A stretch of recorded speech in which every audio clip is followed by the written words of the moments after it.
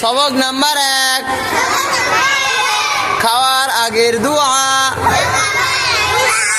বিসমিল্লাহ অর্থ আমি আল্লাহর নাম নিয়ে খাওয়া আরম্ভ করছি।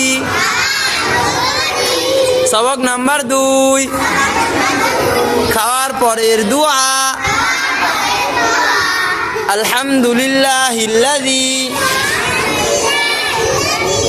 আত'আমানা ওয়া সাকানা